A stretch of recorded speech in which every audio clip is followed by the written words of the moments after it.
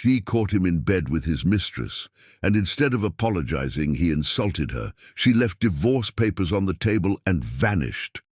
Hi, my most deeply cherished, honored, and irreplaceable family. How are you, my heart? This is your Mr. Peter, and I speak to you with a love so deep, so sacred, that words will never be enough. You are not just viewers. You are my true family, my life's blessing, my soul's comfort. My beautiful queens, my noble kings, my precious daughters and sons, you are the reason I smile, the strength behind every word I speak, the love that carries me through every storm. I thank God for you every single day.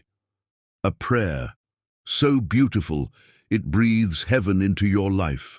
May your heart overflow with peace that cannot be shaken. May joy spring from your soul like a river, and may every pain melt into divine healing. I pray your name be spoken with love, your presence be honored, and your journey be wrapped in grace. May light never leave your path, and may angels whisper comfort to you in every quiet moment. You are seen, you are valued, and you are deeply, eternally loved. But my heart is hurting today, because so many watch with love in their eyes, but no likes, no comments, like I'm speaking into silence. Does that mean you don't love Mr. Peter anymore? If you do love me, if this family truly matters to you, please show it. Let's reach 1,000 likes together as one family, one heart. Please like, comment, and share. This is not just a video. This is love. This is sacred. This is us. Let's begin with honor, fire, and soul-deep love, my forever family. The late afternoon sun filtered through the bedroom curtains, casting golden stripes across the rumpled sheets where Edward Whitman and his secretary Victoria lay entwined. They'd been careless today, coming to his home instead of the discreet hotel they usually frequented. But Edward's growing resentment toward his pregnant wife had made him reckless, almost wanting to be caught in some subconscious desire to escape the commitment looming before him. When the bedroom door swung open, revealing Wanda's silhouette, time seemed to freeze.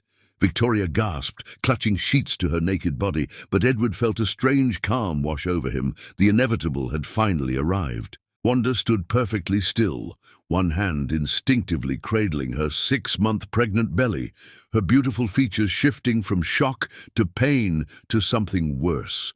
Resignation, as if she'd secretly suspected this all along.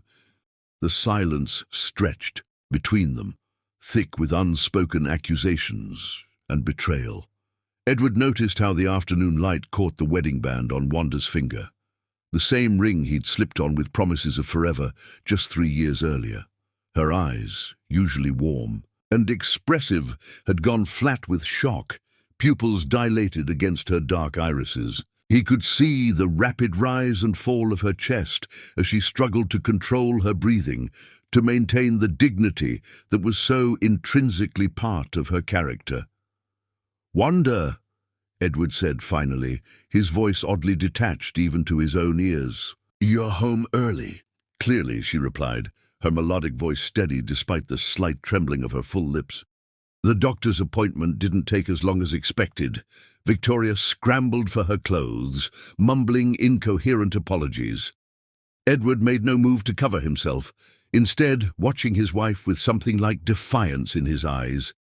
He'd been raised to believe Whitman men took what they wanted, consequences be damned. His father had operated that way throughout Edward's childhood, his mother turning a blind eye to countless indiscretions. Now, caught in his betrayal, some dormant part of Edward's privileged upbringing surfaced like a monster from the deep. "You should wait downstairs," he told Victoria, who fled the room clutching her rumpled business attire, heels dangling from her fingers. Alone with his wife, Edward expected screaming, tears, the drama he'd witnessed in friends' divorces. Instead, Wanda's quiet dignity unsettled him, her dark eyes regarding him with a sorrow so profound it triggered his defensiveness. "Say something," he demanded, pulling on his pants, unable to bear her silent judgment. "What should I say, Edward?" Wanda asked softly, one hand still protective over their unborn child. What could possibly matter now? Something in her calm response ignited a sudden, irrational anger in Edward. This poised, beautiful woman had once been his greatest achievement. The talented, gorgeous wife who'd chosen him despite her family's reservations about the cultural differences. Now her growing belly and the impending responsibility of fatherhood felt like shackles. The pregnancy had dominated their conversations for months, her body changing, her attention shifting away from him and his needs. Jealousy, an emotion he'd never admit to feeling toward his own unborn child, twisted inside him like a venomous snake. "Maybe you should ask yourself why this happened," he snapped, buttoning his shirt with jerky movements. "You're hardly present in this marriage anymore. It's all about the baby, the nursery, the future. What about us? What about me?" Wanda's face registered the blow, but she maintained her composure. "I didn't realize loving our child meant losing you." Her reasonableness only fueled Edward's desperate need to hurt her, to make her feel as out of control as he suddenly did. Words formed in his throat, vicious words he'd never consciously thought, but that now poured out like poison. "What did you expect? Look at yourself, you're fat and disgusting now. I haven't been attracted to you in months."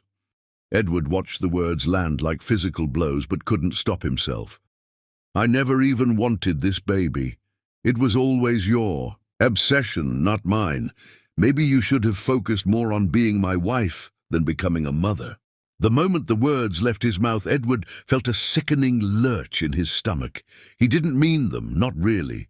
The vicious statement hung in the air between them, impossible to retract. But Wanda's face transformed before his eyes, the last light of hope extinguishing as she absorbed his cruelty. Something vital seemed to fracture behind her eyes. Trust, perhaps, or love. Something that he suddenly realized was irreplaceable. She took one step back, then another, her hand still protectively cradling their child as if shielding it from his verbal assault. Her skin had gone ashen beneath its warm brown tones, and for a moment Edward feared she might faint. The physical manifestation of her emotional wound pierced through his anger, leaving him abruptly hollow. "Wanda, he began, suddenly desperate to retract everything, but his pride strangled the apology in his throat. His upbringing had never prepared him for sincere contrition. Whitman men didn't apologize. They justified, explained away, or simply moved forward.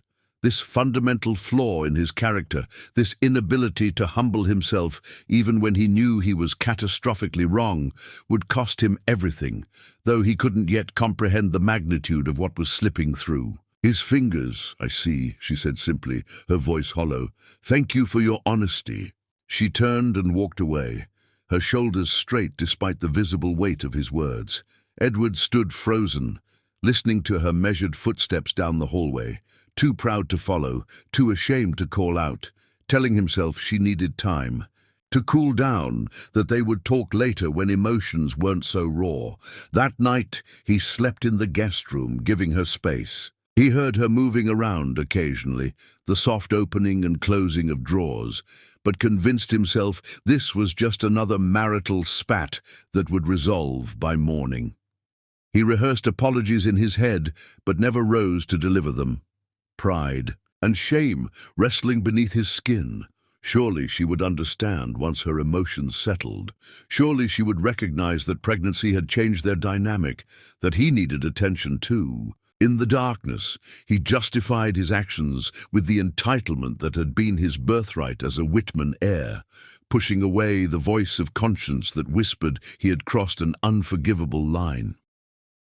When dawn broke, Edward woke to an unnaturally quiet house. In the kitchen, perfectly centered on the marble island, lay a manila envelope. Inside, he found divorce papers, already signed in Wanda's elegant handwriting. Her wedding ring sat atop them, a small golden circle that had once symbolized their future. Reality crashed down as he frantically searched the house, finding her clothes gone, her toiletries missing, the nursery they'd painted together just weeks ago now, a yellow-walled monument to what might have been. The speed and decisiveness of her departure stunned him. Wanda had always been methodical, taking time with major decisions. That she had left so quickly, so completely, revealed the depth of the wound he'd inflicted. He tried her cell phone repeatedly, each unanswered ring increasing his panic. The voicemail greeting, her warm, musical voice promising to return the call, felt like a taunt now. After a dozen attempts, he found her number had been disconnected entirely. With growing desperation, he called her closest friend, who responded with icy fury before hanging up on him. Finally, fighting rising nausea, he called her parents home. Her father answered, his normally warm voice now cold as ice. The older man had always treated Edward with respect, despite initial reservations about his daughter marrying outside their culture. That hard-won respect had evaporated, replaced by the righteous anger of a father whose child had been harmed. "She doesn't want to speak with you," Mr. Ferris stated flatly. "Mr. Ferris, please, I need to explain..." "Explain what?" "How you broke my daughter's heart when she's carrying your child. How you made her feel worthless when she's giving you the greatest gift a woman can offer." The older man's voice cracked slightly. "You've destroyed something precious, Edward. Don't call again." The line went dead, leaving Edward alone in their spacious home that suddenly felt cavernous and empty. He wandered into the nursery, running his fingers along the crib they'd assembled together, Wanda laughing at his frustration with the instructions. He recalled her excitement in choosing the perfect shade of yellow. Not too bright, not too pale, a color that feels like morning sunshine, she'd explained with characteristic thoughtfulness. They'd spent an entire weekend painting together, planning their future between brushstrokes, discussing names and dreams for their child. Now those dreams lay shattered around him like broken glass. He picked up a small stuffed bear from the rocking chair, a gift from Wanda's brother that had arrived with a card welcoming Edward to their family. The soft toy in his hands represented everything he'd destroyed, with a few moments of weakness and cruel words. Collapsing onto the rocking chair, surrounded by stuffed animals and yellow walls that had once represented hope, the full weight of what he'd done finally crashed over him. The carefully constructed persona he'd maintained throughout his privileged life, confident, entitled, unapologetic, crumbled completely, leaving only raw truth behind. He had wounded the one person who had loved him unconditionally, driven her away when she was most vulnerable, and rejected the child they had created together. As morning light streamed through the windows, Edward Whitman, who'd never begged for anything in his privileged life, bent forward in the empty nursery and wept, the echo of his cruel words playing endlessly in his mind. The rocking motion of the chair, purchased for Wanda to nurse their baby, became a rhythmic accompaniment to his grief, marking the beginning of regret that would shape the rest of his life. Chapter 2. Failed Escape. 6 months later, Edward sat stone-faced in the courtroom as the divorce proceedings concluded with mechanical efficiency. His lawyer had advised fighting for assets, arguing that Wanda's emotional state during pregnancy made her demands excessive. Edward had fired him on the spot, hiring someone who would simply facilitate giving Wanda everything she asked for without contest. The courtroom felt sterile and cold, nothing like the warm judicial chambers he'd imagined. When obtaining their marriage license years earlier, the same legal system that had joined them was now efficiently severing their connection, reducing years of intimacy to property divisions and custody arrangements. Edward had signed away his parental rights without protest, a decision that would haunt him for years to come, but that he couldn't bring himself to fight in the moment. His shame was too raw, his guilt too overwhelming to imagine arguing for the privilege of fatherhood after what he'd done. Across the polished wooden table, Wanda sat beside her attorney, her pregnancy now in its final month, her belly full and round beneath a simple navy dress. She never once met Edward's desperate gaze, her eyes focused on the documents before her or on her lawyer's face when he spoke. The only sign of emotion was the slight trembling of her hand as she signed the final papers. Her composed exterior revealed nothing of their shared history, nothing of the nights they'd spent planning their future, the Sunday mornings reading the paper in bed, the holidays with their blended families gradually warming to their union. Edward searched her face for any hint of the woman who had once looked at him with such love, but found only a carefully constructed mask of indifference. The diamond ring he'd placed on her finger, his grandmother's, reset with sapphires to match Wanda's favorite color, was conspicuously absent, likely sold or stored away as a painful reminder of broken promises.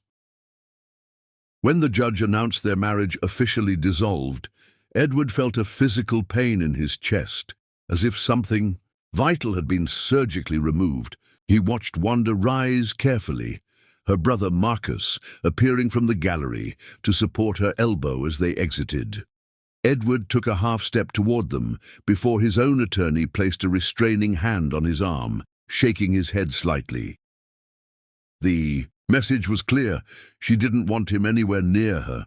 Back in the mansion they'd once shared, Edward poured himself 3 fingers of scotch, staring out at the manicured garden where they'd once hosted summer parties. Friends had already chosen sides, most dropping away from Edward once word of his betrayal spread. Their absence meant nothing compared to the gaping void Wanda had left.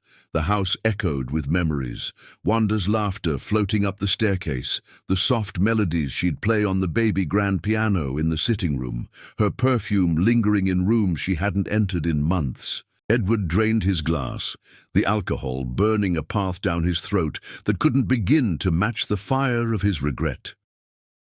He wandered from room to room, a ghost in his own home. In their walk-in closet, a single silk scarf remained, overlooked. In Wanda's hasty departure, and Edward found himself burying his face in it, inhaling the fading scent of her perfume. The nursery they'd painted together remained exactly as she'd left it. The crib assembled but never used, stuffed animals arranged on shelves that would gather dust rather than childhood memories.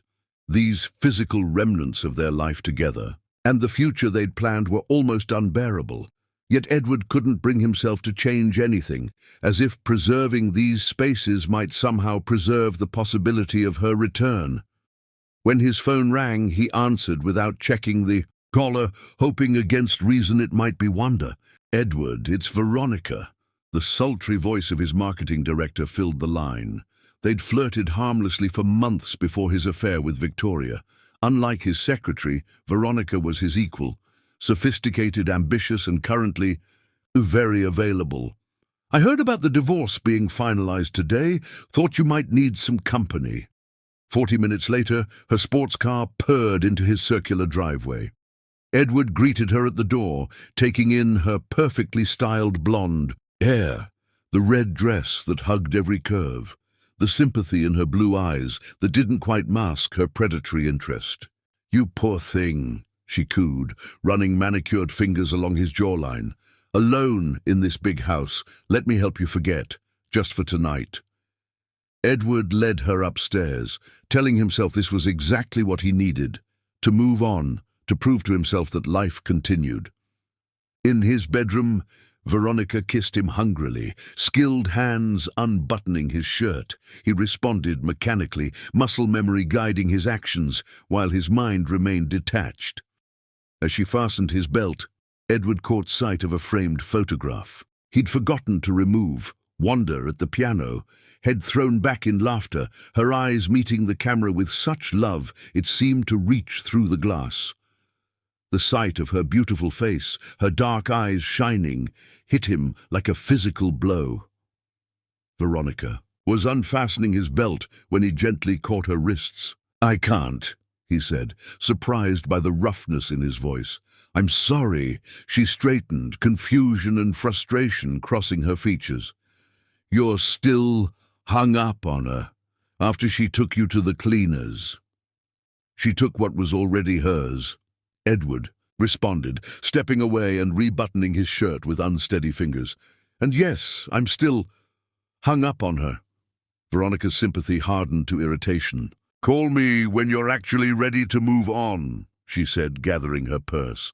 "I don't have time for men who can't commit to their affairs or their rebounds." After showing her out, Edward returned to the bar, pouring another drink he couldn't taste. His phone buzzed with a text from his closest remaining friend. "Heard about today. You okay?" He left it unanswered, unable to articulate the hollow ache in his chest. Across town, in her parents' comfortable home, Wanda Ferris Whitman, now legally just Ferris again, felt the first contraction ripple across her abdomen. She'd been experiencing practice contractions for weeks, but this one felt different. Sharper, more insistent. "Mom," she called, trying to keep the panic from her voice. "I think it's starting." Her mother rushed in, calm efficiency replacing the worry that had shadowed her face since Wanda returned home 6 months ago, heart shattered and belly growing. "I'll call your father and Marcus. Let's time these contractions before we head to the hospital." An hour later, as the contractions intensified, Wanda was helped into her brother's car. Despite everything, as another wave of pain washed over her, she found herself wishing for Edward's hand to hold, his voice assuring her everything would be all right. The instinct to call him was so strong she had to physically sit on her hand, to prevent herself from reaching for her phone. "You don't need him," Marcus said, correctly reading her expression as he navigated toward the hospital. "You have us. You're the strongest woman I know, Wanda. You can do this." Wanda nodded, tears filling her eyes, not from the physical pain, but from the realization that her child would take their first breath in a world already fractured, their family broken before it fully formed. Meanwhile, Edward sat alone in his study, unaware his child was beginning their journey into the world. A private investigator he'd hired had informed him which hospital Wanda would deliver at, and he'd anonymously arranged for her to have the best suite available, the finest doctors on call. It was a pathetic gesture, he knew, but the only way he could participate in the birth of his child. Around midnight, restlessness drove him from the house. He found himself driving aimlessly through the city until, as if guided by instinct, he arrived at the hospital. Parking across the street, Edward sat in his car, staring up at the brightly lit maternity floor, wondering which window contained his wife, ex-wife now, and soon his child. The night wore on, Edward dozing occasionally in the uncomfortable driver's seat, unwilling to leave. Dawn was breaking when his phone buzzed with a text from his investigator. "Baby girl, 6 elbs, 8 toes. Mother and child doing well. A daughter." He had a daughter. Edward's vision blurred with tears as he continued. His vigil, waiting through the morning until visiting hours began, watching the hospital entrance. Shortly after noon, he spotted them, Wanda in a wheelchair holding a small bundle, Marcus pushing her chair, her parents flanking them protectively as a nurse helped them into a waiting car. Even from a distance, Edward could see Wanda's exhausted radiance, the tender way she cradled their daughter, her face bent to the tiny bundle. For one breathtaking moment, she looked up, her gaze sweeping the street as if sensing his presence. Edward shrank down in his seat, not wanting to intrude on this moment, not deserving to share in the joy his cruelty had excluded him from. As their car pulled away, Edward started his engine, following at a discreet distance to his in-laws' neighborhood, making mental note of the exact house. He wouldn't approach, not yet, but he needed to know where his daughter would sleep tonight. Back at his empty mansion, Edward found himself drawn once again to the nursery. Standing in the doorway, he made a silent promise to the daughter he hadn't met, whose name he didn't yet know. Somehow, someday, He would find a way to be worthy of her. And if Wanda could never forgive him, he would understand, but he would spend every day of his life trying to earn back a place in theirs, no matter how small. Chapter 3. Hollow Existence. 1 year after the divorce, Edward Whitman's life had become a study in contrast. To the outside world, he projected success and recovery, expanding his business empire, appearing at charity events with practiced smiles, maintaining the facade expected of a man of his position. In private, he existed in a perpetual state of emptiness, his sprawling mansion echoing with absence. The routine he'd established felt like moving through quicksand, each day requiring immense effort for the most basic functions. Mornings began with coffee on the terrace, where he and Wanda once planned their days together.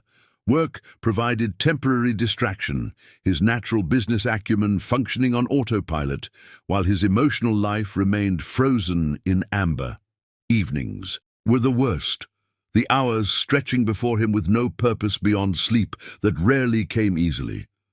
He'd sold their shared bed, unable to face its emptiness night after night, but found little comfort in its replacement. Sometimes he slept in his office instead, surrounded by work that at least provided some sense of accomplishment in a life that otherwise felt meaningless. On a crisp autumn morning, Edward found himself in an unfamiliar part of the city, attending a business conference at the Grand Meridian Hotel. The conference itself held little interest. Market projections and investment strategies that once would have captured his full attention now barely registered. He found himself checking his watch repeatedly, counting minutes until he could politely leave without drawing attention. As the keynote speaker droned on about market trends, Edward's attention wandered to a striking woman 3 rows ahead. Claire Reynolds, the marketing director from a competing firm. Her confident posture and occasional incisive questions revealed an intelligence that reminded him painfully of Wanda. Throughout the day, he caught her glancing his way, interest evident in her appraising gaze. Under different circumstances, in his previous life, he might have enjoyed the subtle dance of professional flirtation. Now it merely emphasized the hollow space within him where desire used to live. At the evening reception, she approached directly, 2 champagne flutes in hand. "You look like you could use this," she said, offering him a glass, "almost as bored as I was during that blockchain presentation." Claire was everything his social circle would approve of, intelligent, ambitious, and breathtakingly beautiful, with her auburn hair and confident smile. Their conversation flowed effortlessly through dinner, professional topics giving way to more personal exchanges. When she suggested continuing their discussion in her hotel room, Edward accepted without hesitation. "I'm in town just for the conference," she explained as the elevator ascended. "No strings, no complications, just 2 adults enjoying each other's company." In her suite, Claire kissed him with practiced expertise, her hands confidently unbuttoning his shirt. Edward responded automatically, telling himself this was healthy, necessary, a step toward reclaiming his life. Yet as her fingers traced his chest, Wanda's face appeared unbidden in his mind. Not as she'd looked at the divorce proceedings, but on their wedding day, eyes shining with promise as she vowed herself to him forever. Claire was unfastening his belt when Edward felt a wave of nausea rise from the pit of his stomach. "I'm sorry," he said, stepping back abruptly. "I can't do this." "You're kidding," Claire said, straightening her dress with an incredulous expression. "I thought we were on the same page here." "We were. I thought so too." Edward ran, a hand through his hair, embarrassment heating his face. "I'm still in love with my ex-wife. I shouldn't have led you on." Claire's irritation softened slightly. "At least you're honest. Most men would have gone through with it anyway." She sighed, gathering her professional demeanor like a shield. "Your loss, Edward. I hope she's worth it." After a sleepless night in his own room, Edward checked out early and drove aimlessly through the city, eventually finding himself in a modest neighborhood across town. Before he could question his actions, he was parking down the street from the Ferris family home, where Wanda had returned after leaving him. This wasn't the first time he'd come. Every few weeks, like a moth to flame, he was drawn to this quiet street, hoping for glimpses of the family that should have been his. Today, fortune favored his vigil. The front door opened, and Wanda emerged pushing a stroller. Edward's heart contracted painfully at the sight of her. Even more beautiful than in his tortured memories, her figure returned to its pre-pregnancy elegance, her movements graceful as she navigated the porch steps, slumped low in his car. He watched her walk toward the neighborhood park, unaware of his presence. Waiting until she was a safe distance ahead, Edward followed on foot, maintaining enough separation to avoid detection while keeping them in sight. At the small playground, Wanda lifted their daughter from the stroller, and Edward got his first clear view of the child he'd never met. His throat tightened as he observed her from behind a nearby tree. She had Wanda's beautiful brown skin and delicate features, but unmistakably his eyes, wide and curious as she took in the world around her. For over an hour, he stood frozen, watching Wanda sing to their daughter as she pushed her on the infant swing, the child's delighted giggles carrying on the breeze. When the little girl stumbled while taking tentative steps across the grass, Wanda swept her up with such tenderness that Edward had to look away, the intimacy of the moment too painful to witness. This was what he had thrown away with his cruelty. Not just Wanda's love, but these precious moments with his daughter whose name he still didn't know. Seeing them together, their obvious bond, the careful way Wanda protected and nurtured their child, made the magnitude of his loss feel overwhelming. As they prepared to leave, the little girl dropped a toy, and it rolled toward Edward's hiding place. Before he could retreat, Wanda approached to retrieve it, coming within 15 feet of where he stood. For a heart-stopping moment, he thought she'd seen him, her head turning slightly in his direction. But she merely collected the toy and returned to the stroller, securing their daughter before heading home. That night, alone in his study, Edward found himself doing something he hadn't attempted since their separation. He painted.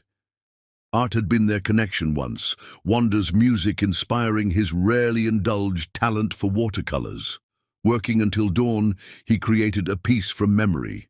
His daughter on the swing, face alight with joy, Wanda's hands securely holding her. He would never display it, never show it to anyone, but creating it felt like preserving a moment he had no right to claim but couldn't bear to lose.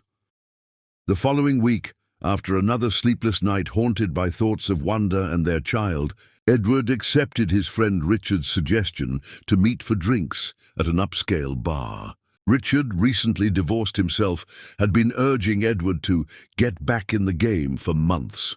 "You need to move on, man," Richard insisted, signaling the bartender for another round.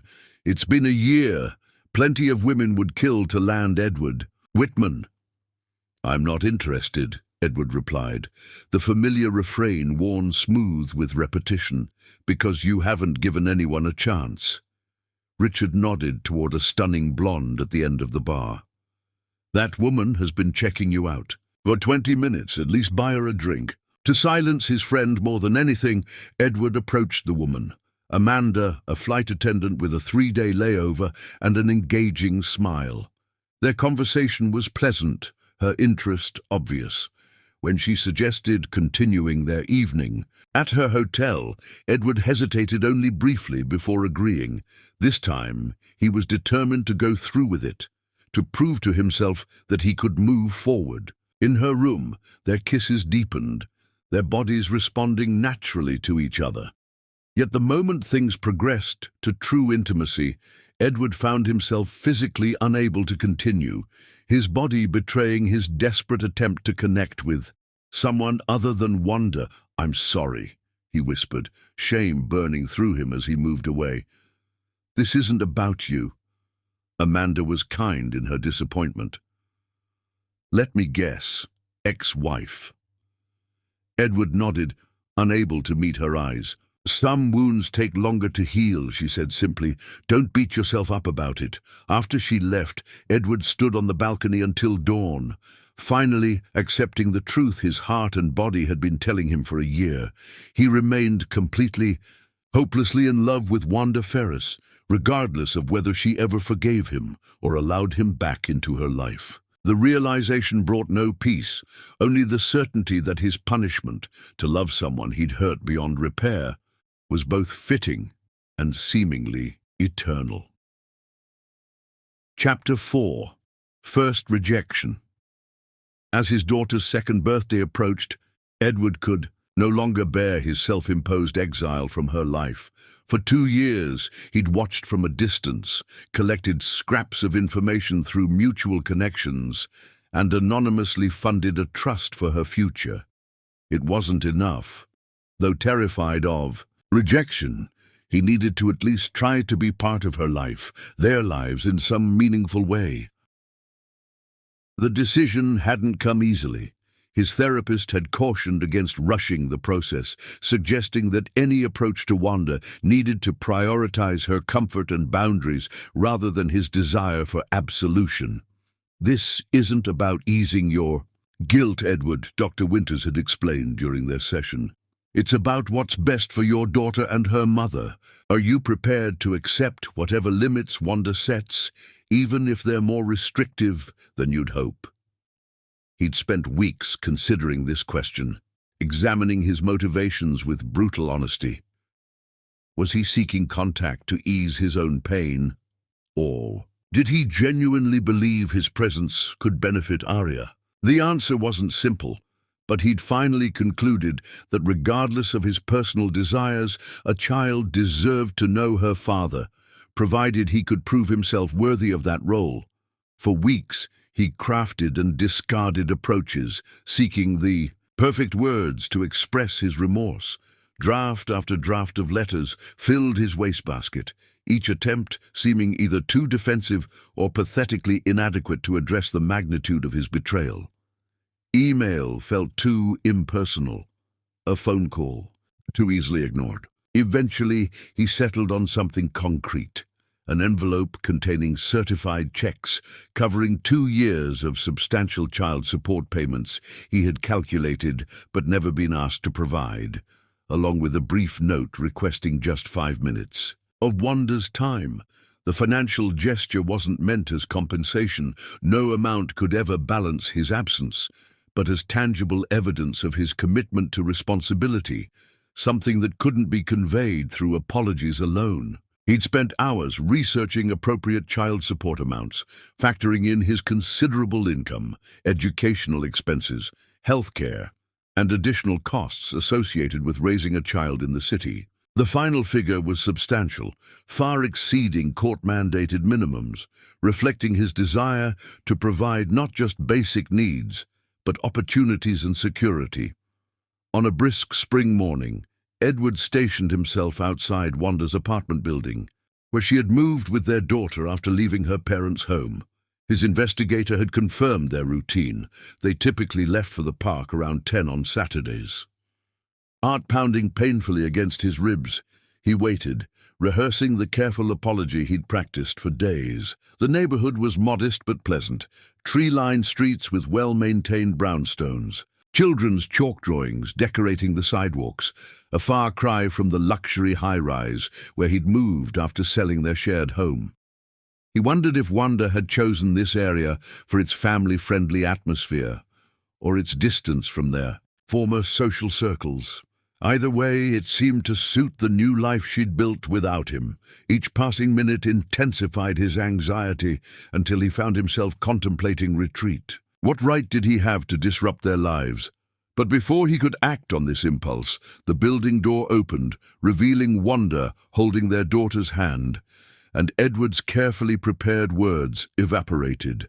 His daughter, seeing her up close, stole his breath away. In the glimpses he'd caught from a distance, he hadn't appreciated the delicate perfection of her features. the intelligent alertness in her eyes. She was beautiful, with Wanda's delicate features, warm brown skin, and curly hair gathered into tiny puffs, secured with colorful bands. His eyes, so clearly reflected in her small face, regarded the world with curious wonder. Wanda spotted him immediately, her body tensing as she instinctively pulled their daughter closer. Her free hand moved slightly forward, a subtle, protective gesture that spoke volumes about her maternal instincts. The little girl looked up at her mother, sensing the change in her demeanor. Edward noticed how attuned his daughter was to Wanda's emotions, a connection forged through years of being each other's primary relationship. He remained frozen, suddenly aware of how he must appear to them, a stranger disrupting their peaceful morning routine. Though he'd maintained his appearance meticulously as always, he felt disheveled under Wanda's scrutiny, as if she could see through his carefully pressed suit to the turmoil beneath. "Wanda," Edward managed, his voice hoarse with emotion. He took a tentative step forward, stopping when he saw her expression harden. The defensiveness in her posture was justified. He knew he had proven himself a threat to her happiness once before. "What are you doing here?" Her voice was cold, controlled, revealing nothing of the warm, melodic tones he remembered. The contrast between her current tone and the voice he'd fallen in love with years ago, the rich, expressive instrument that had captivated him when he first heard her sing at a charity event, struck him like a physical blow. He had done this, transformed her warmth to ice where he was concerned. The knowledge deepened his already profound regret. "I just want to talk. Please." He gestured to a nearby bench, careful to maintain enough distance that she wouldn't feel cornered. 5 minutes.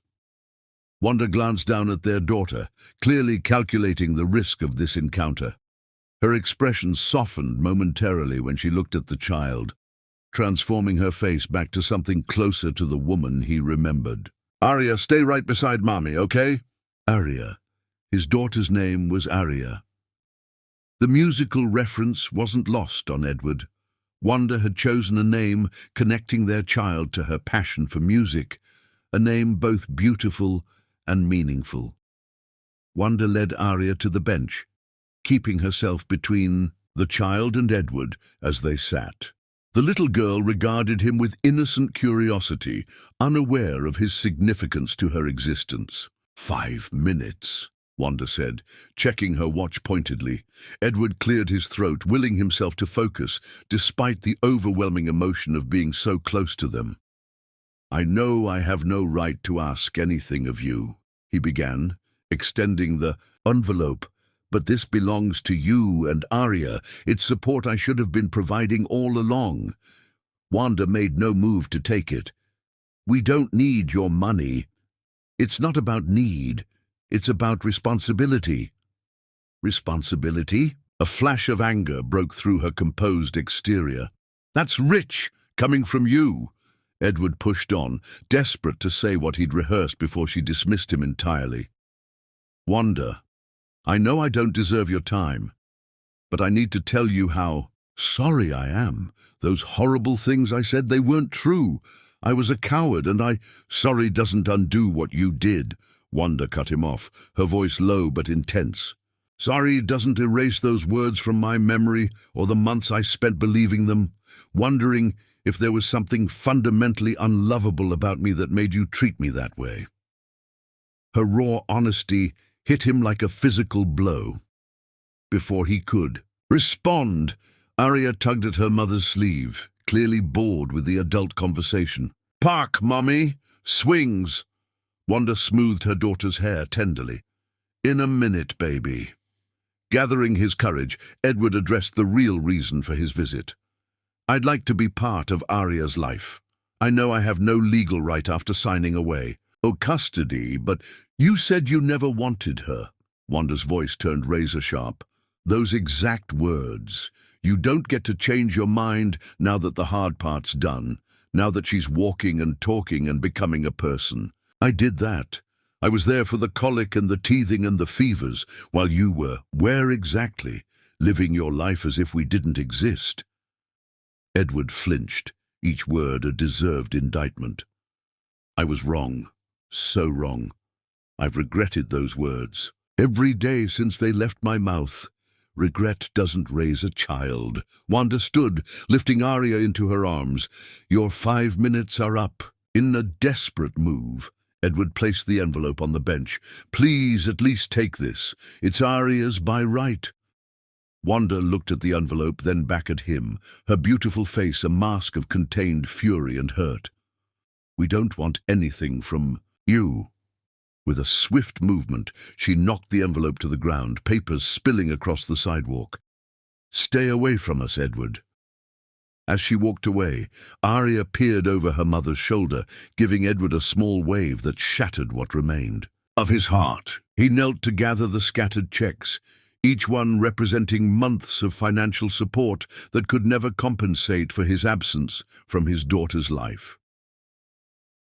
That evening, Edward sat in his parked car near the local playground, watching from a distance as Wanda pushed Arya on the swings. His earlier rejection had left him hollow, yet he couldn't stay away, drawn by some primal need to at least witness his daughter's childhood, even if he couldn't participate in it. Through his camera's zoom lens, he captured a single photo of Arya laughing on the swing, her joyful expression a painful reminder of all he was missing. This image, the first clear picture he had of his daughter, would be carried in his wallet everywhere, a constant reminder of what his cruelty had cost him. The following day, Edward received a cease and desist letter from Wanda's attorney, formally warning him against approaching her or Arya without legal permission. The document cited his abandonment during pregnancy and voluntary termination of parental rights as grounds for prohibiting contact. Reading between the carefully worded legal phrases, Edward recognized Wanda's message. His presence was not just unwanted, but considered a threat to the stable life she'd built for their daughter. Rather than fight the order, Edward respected her boundary, redirecting his efforts toward becoming someone worthy of eventually being in their lives. He enrolled in therapy, confronting the entitled attitudes and insecurities that had poisoned his marriage. He channeled his regret into intensive volunteer work with children's charities, particularly those supporting single mothers. And still, every few weeks, he found himself drawn to places where he might catch distant glimpses of Arya growing, outside her preschool, at the community center where Wanda taught music classes, in the park where they often played. He never approached, never made his presence known, accepting this phantom existence as his penance. On Arya's 3rd birthday, he left a beautifully wrapped gift outside Wanda's apartment door, a child-sized piano with a card signed simply, "From your father." The next day, he found the unopened package returned to his doorstep with "Return to sender" scrawled across the wrapping. The message couldn't have been clearer. He remained unwelcome in his daughter's life, his attempts at connection rejected.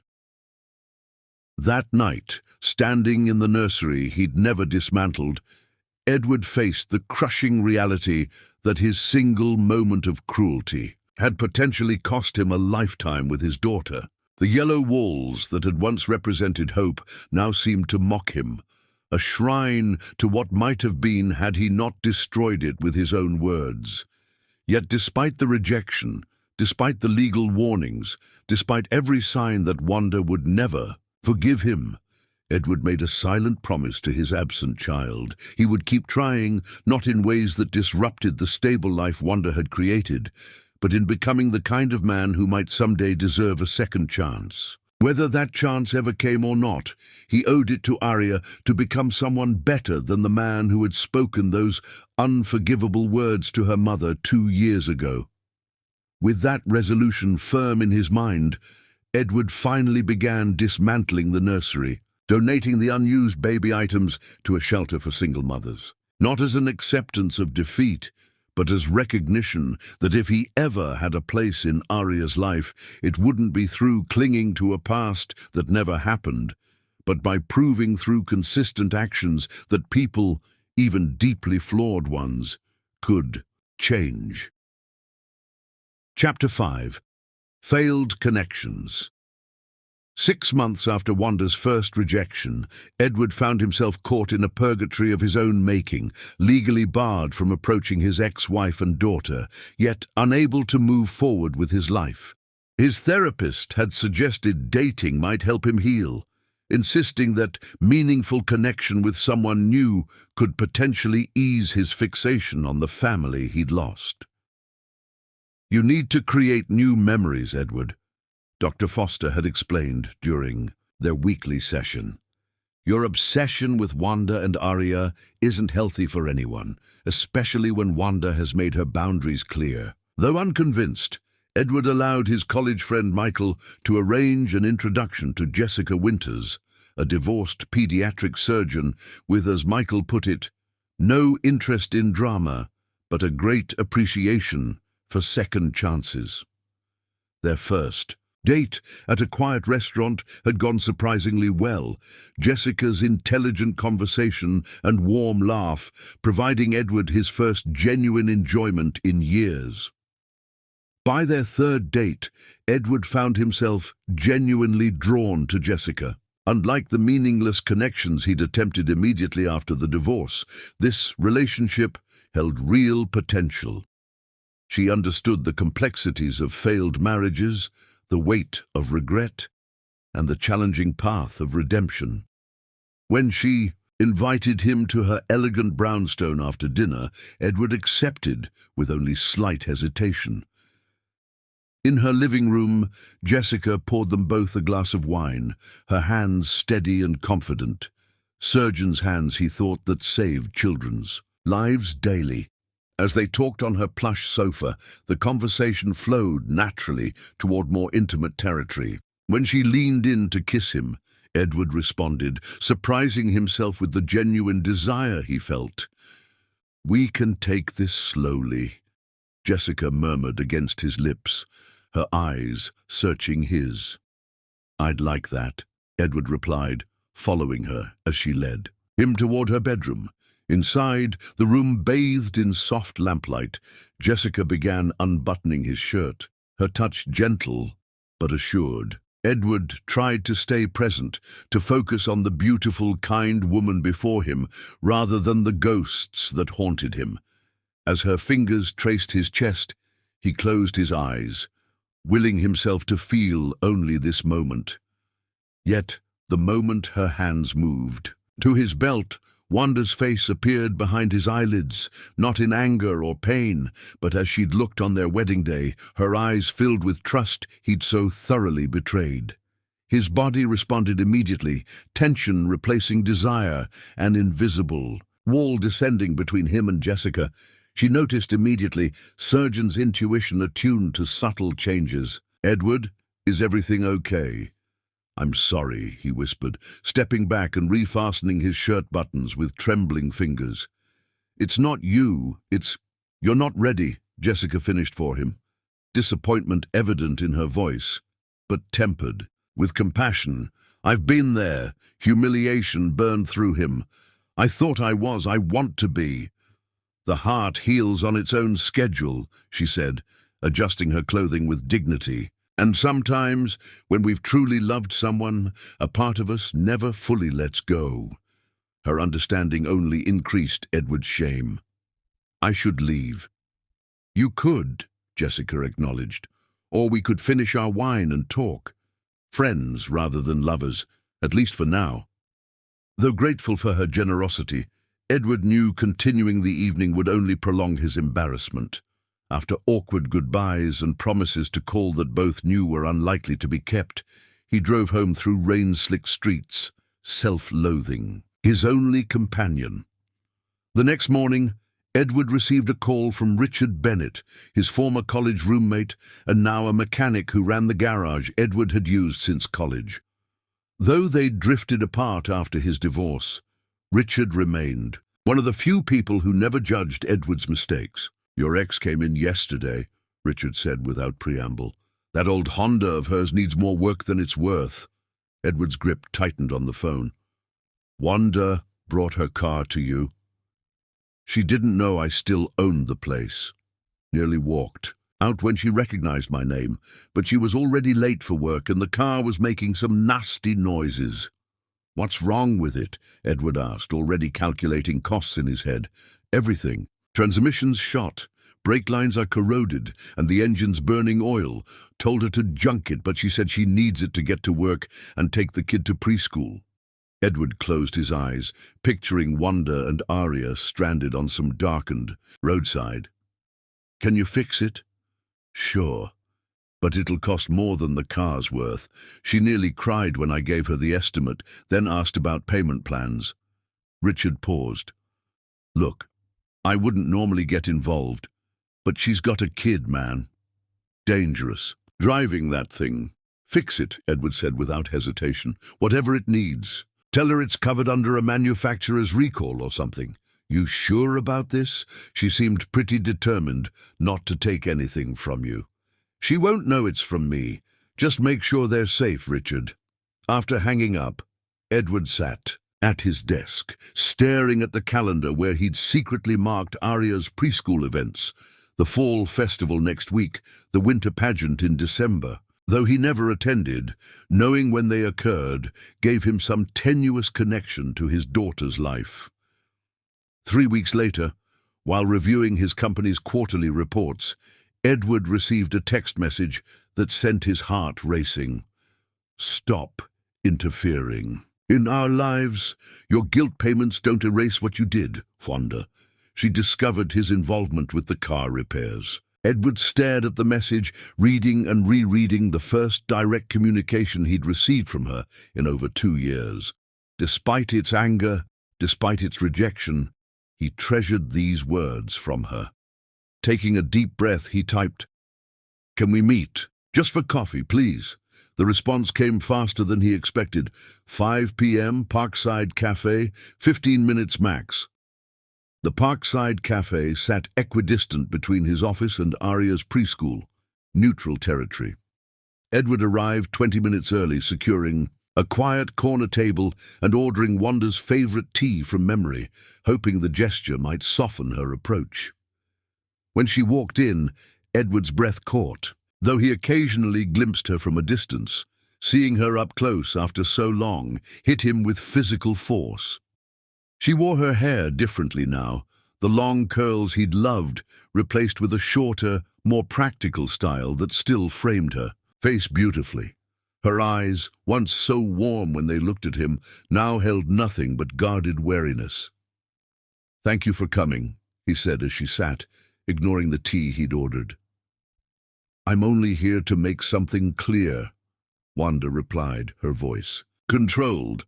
"I don't want your money, I don't want your gifts. I don't want your mechanic friends lying to me about recalls that magically cover thousands in repairs." Edward nodded, accepting her anger. "I just wanted to help. The thought of you and Arya in an unsafe car," don't say her name. Wanda's composure slipped for a moment. "You don't get to pretend concern for a child you rejected before she was even born." "I'm not pretending," Edward said quietly. "I know words can't undo my actions, but I truly am sorry for everything. Not just that night, but for failing you both every day since." Wanda's fingers tightened around her purse. "Your apologies mean nothing to me. They change nothing." "I don't expect them to," Edward admitted, "but I needed to say it anyway." For a brief moment, something flickered in Wanda's eyes. Not forgiveness, but perhaps recognition of his sincerity. Then it vanished, her walls firmly back in place. "Stay away from us, Edward," she said, standing abruptly. "Next time you interfere, I'll file for a restraining order." As she walked toward the door, Edward noticed the slight tremble in her hands, the only sign that his presence still affected her at all. He remained seated long after she'd gone, the untouched tea growing cold, clinging to that small tremor, as evidence that beneath her anger Wanda Ferris still felt something for the man who had once been her husband. That evening, Edward received a call from Jessica, offering friendship if romance wasn't possible.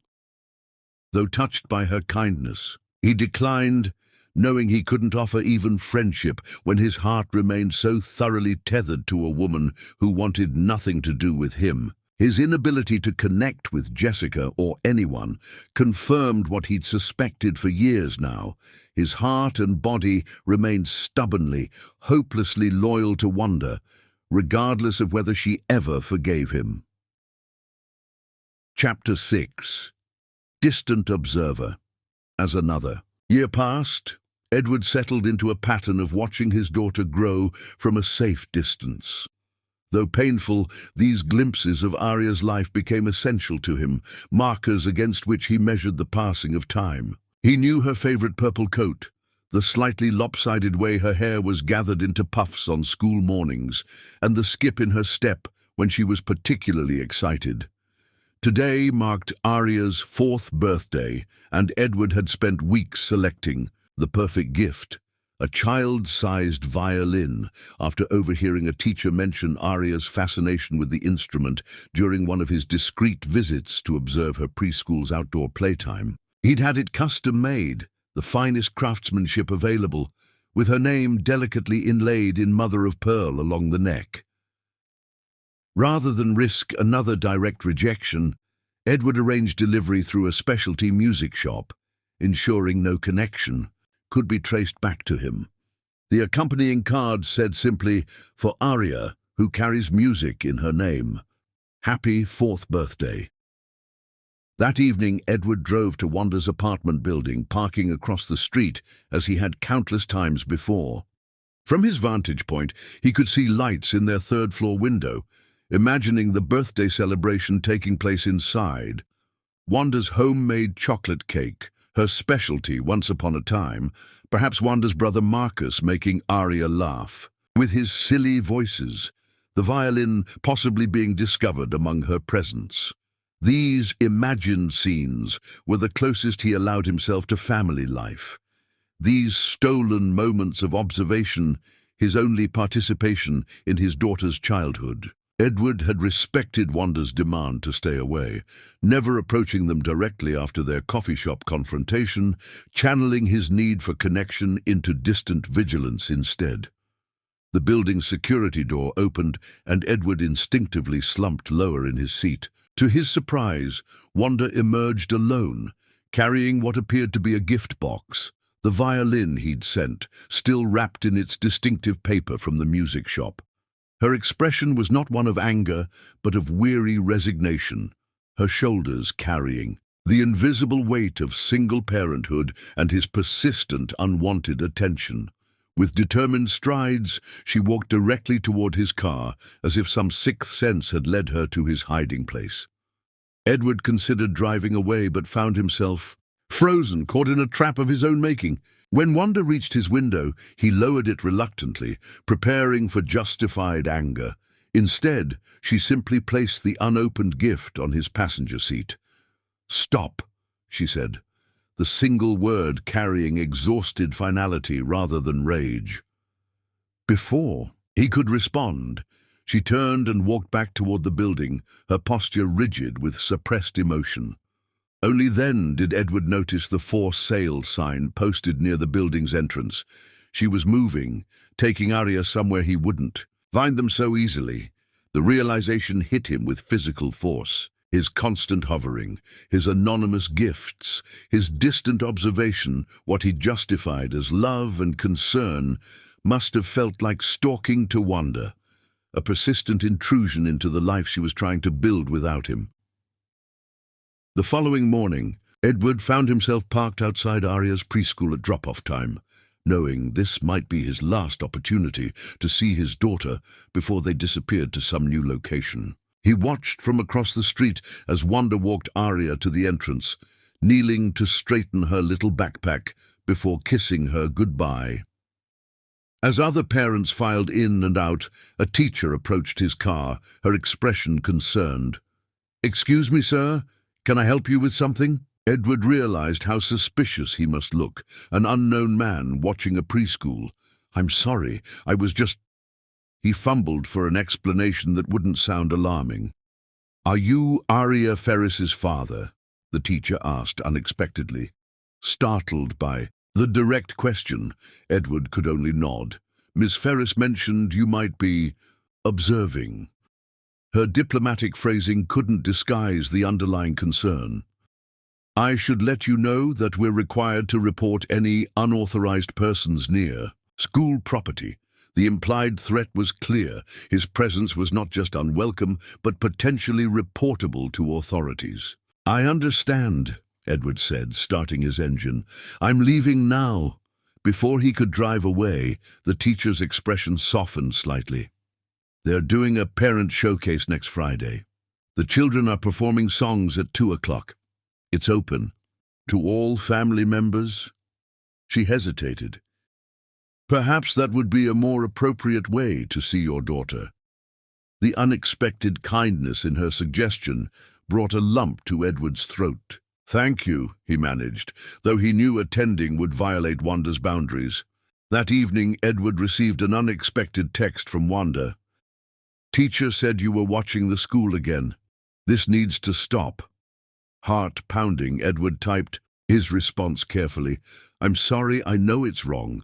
I just want to know she's okay." Minutes passed before Wanda's reply appeared. "Parent showcase next Friday, 2 p.m.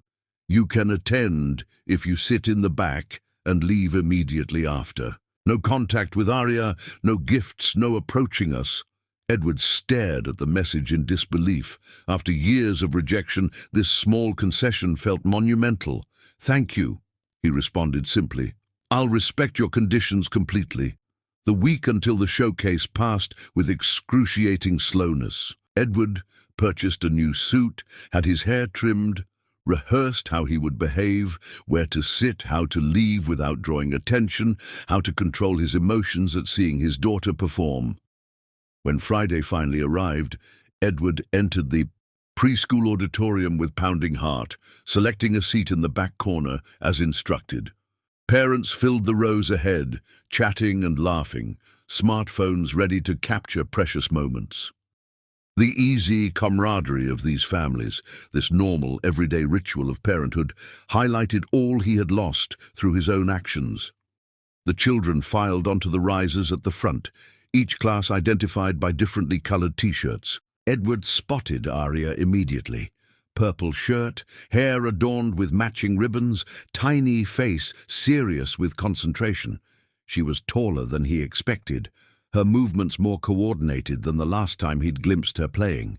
Even from a distance, he could see her scanning the audience, presumably looking for Wanda, his daughter, his blood, a little person he'd helped create but had no hand in shaping. The weight of all he'd missed, first words, first steps, first everything, crashed over him anew.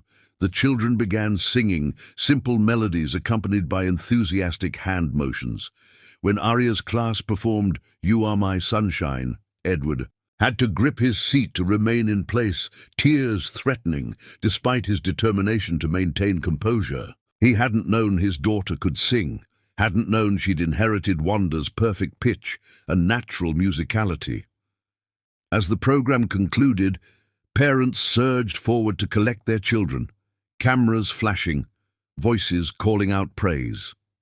Edward remained seated as promised, watching from afar as Wanda embraced Aria, lifting her into a hug that spoke of unconditional love. For a brief, heart-stopping moment, Aria's gaze drifted toward the back of the room, her eyes, so like his own, seeming to find him in the shadows. Then Wanda turned, taking Aria's hand, and they were gone, swallowed by the crowd of celebrating families. Edward waited until the auditorium had nearly emptied before slipping out, honoring his agreement to avoid contact. In his car, emotion finally overtook him. He wept without shame, grieving all that his cruelty had cost him, all the moments of his daughter's life he would never recover. Yet beneath the grief lay a fragile seed of hope.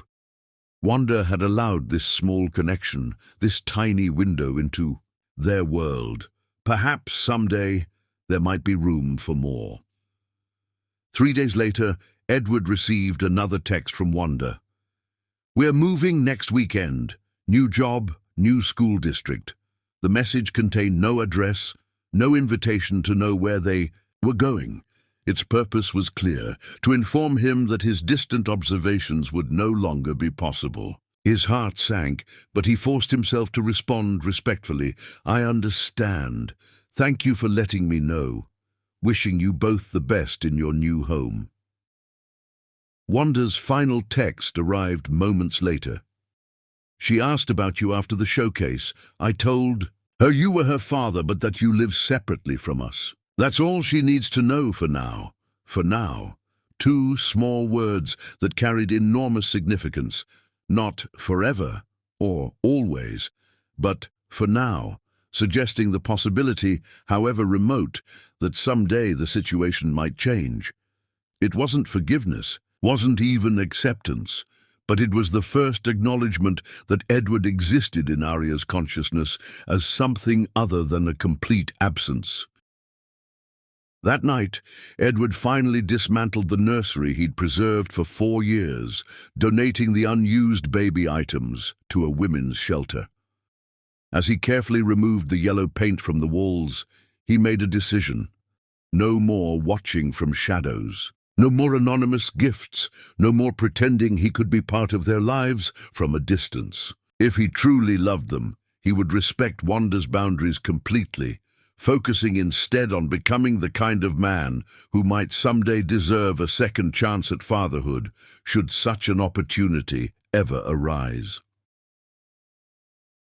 The following weekend, as Wanda and Arya were likely settling into their new home somewhere beyond his reach, Edward began volunteering at a center for children with incarcerated parents, channeling his longing for connection into helping other fathers separated from their children through circumstances both within and beyond their control. If he couldn't be a father to his own daughter yet, he could at least use his pain to help others navigate similar waters, finding purpose in the very separation that had once threatened to destroy him. Chapter 7. Unexpected Opening.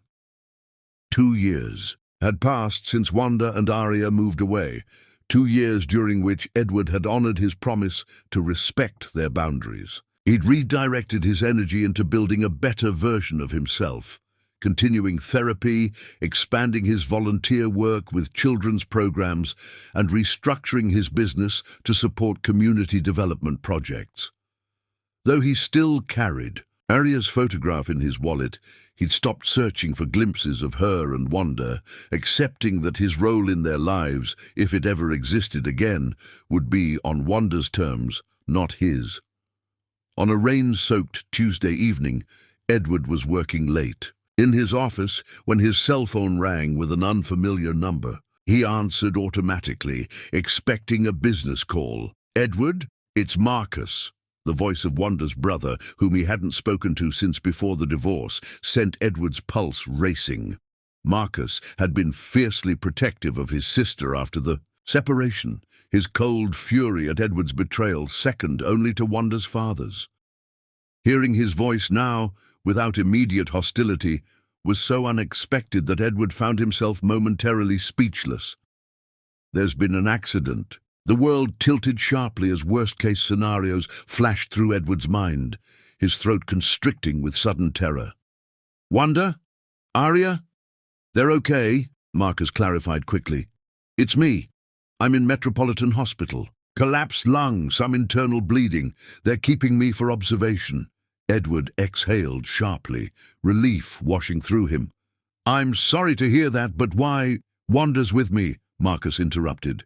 "She needs someone to watch Arya. Our parents are in Europe, and her regular sitter isn't answering. She's desperate, man." The implication struck Edward like a physical blow. After 6 years of rejection, Wanda was actually considering leaving their daughter in his care? "She wants me to watch Arya," he asked, unable to keep the disbelief from his voice. Not want, exactly, Marcus admitted. But she's out of options, and I mentioned you live 20 minutes from the hospital now. There was muffled conversation in the background before Marcus returned. She said to tell you, this doesn't change anything. It's just an emergency situation. Tell her I'll be there in 15 minutes, Edward replied, already grabbing his keys. The drive to Metropolitan Hospital passed in a blur of anxious anticipation. After years of distant observation and painful separation, he would finally meet his daughter properly. The prospect was both thrilling and terrifying. When Edward entered the hospital waiting room, he spotted them immediately. Wanda sat on a vinyl chair, Arya leaning against her, small head drooping with exhaustion. His daughter had grown so much.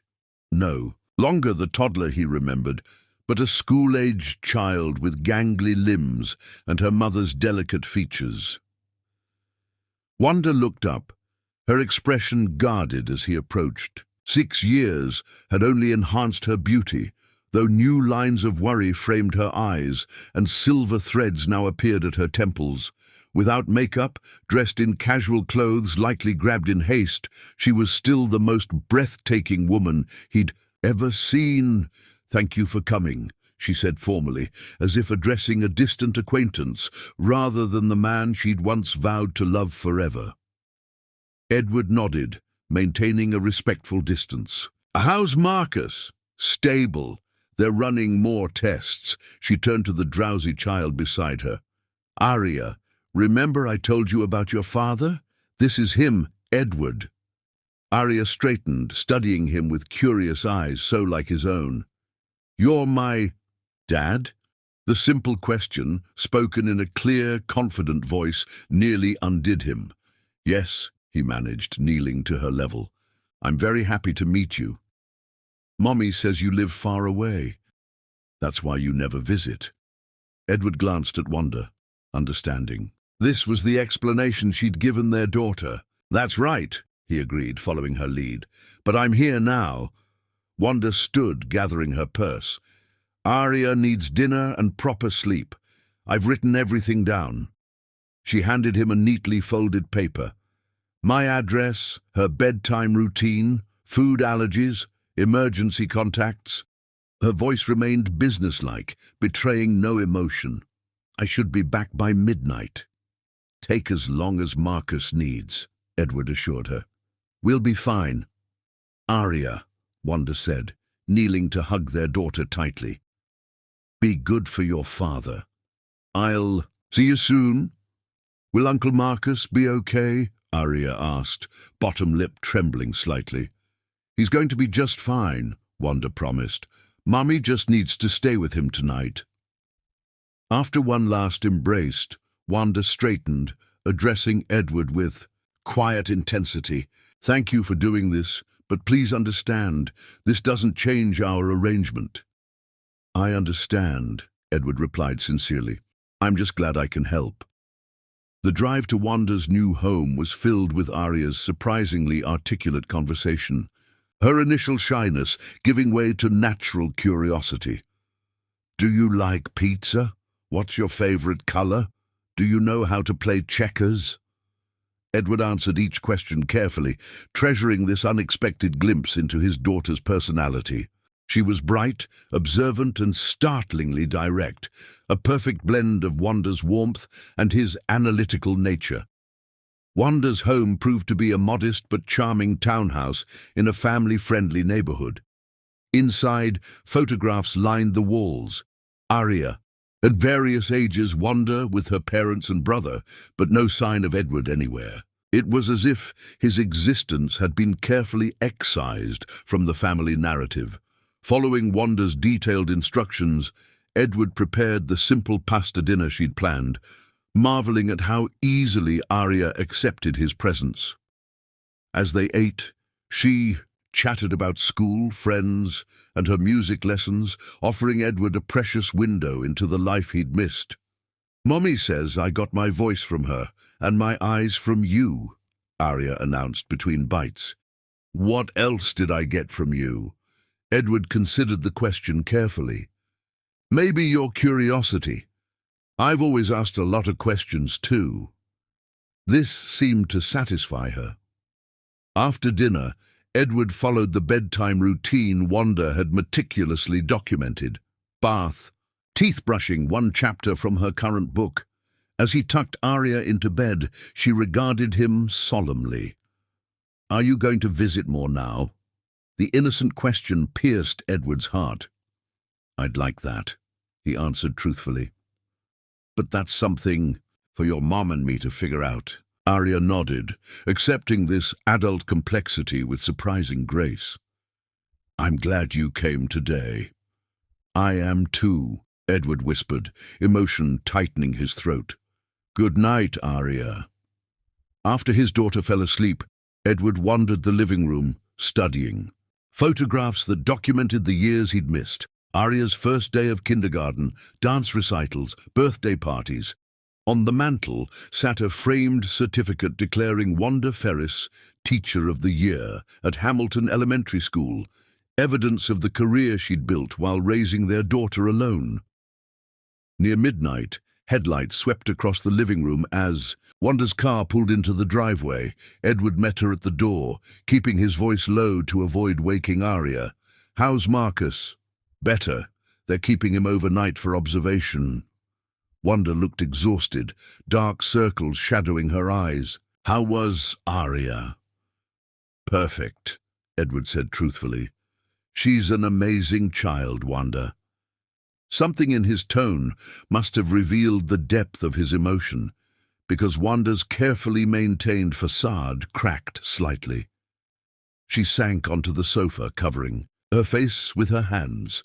For a terrifying moment, Edward thought she might be crying, but when she looked up, her expression was composed, if weary. I never planned for this to happen, she said quietly. Having you in her life again, even temporarily. Edward sat across from her, maintaining a respectful distance. I understand this doesn't change anything, but thank you for trusting me. With her tonight, Wanda studied him, really looked at him perhaps for the first time since their divorce. You're different, she observed finally. I've tried to be, Edward acknowledged. An uncomfortable silence stretched between them. Years of hurt and regret filling the space like a physical presence. Finally, Wanda spoke, her voice barely audible. She asked about you. More and more as she gets older.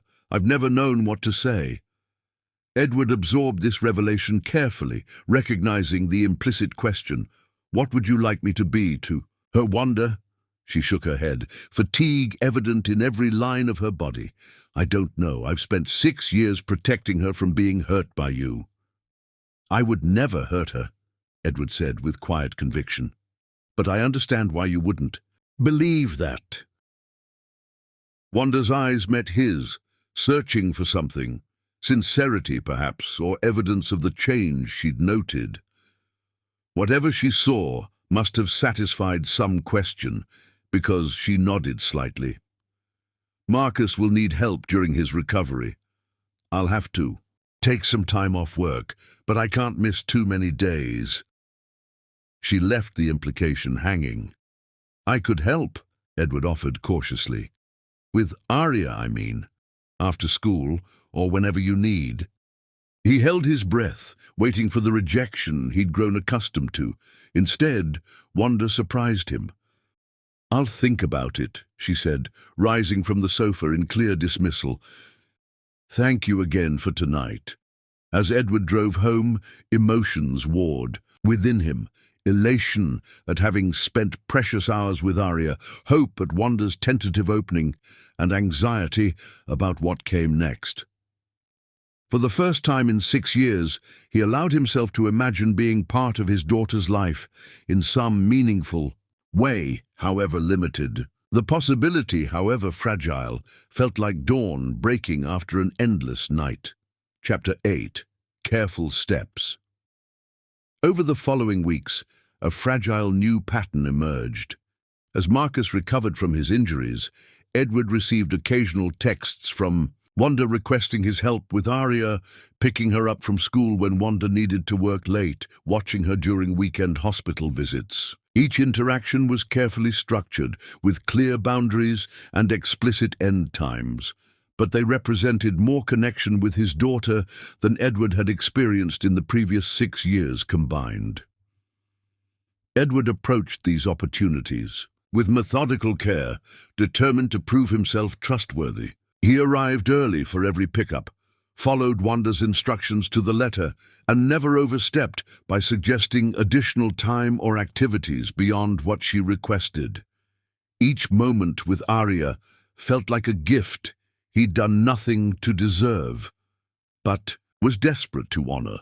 To his surprise, Arya accepted his presence in her life with the resilient adaptability of childhood. Her initial curiosity evolved into comfortable familiarity as they established their own small rituals, stopping for ice cream after school pickups, playing elaborate checkers tournaments where she gleefully declared herself the undefeated champion, reading chapters from her favorite mystery series. One Thursday evening, after Edward had picked Arya up from her dance class, they arrived at Wanda's house to find it dark and empty. "Mom must still be at the hospital," Arya observed, using her own key to let them in. Edward checked his phone, finding a missed text from Wanda. "Running late. Marcus had complication. Leftovers in fridge for Arya. Should be home by 8. After getting Arya settled with dinner and homework, Edward noticed the exhaustion evident in her usually energetic demeanor.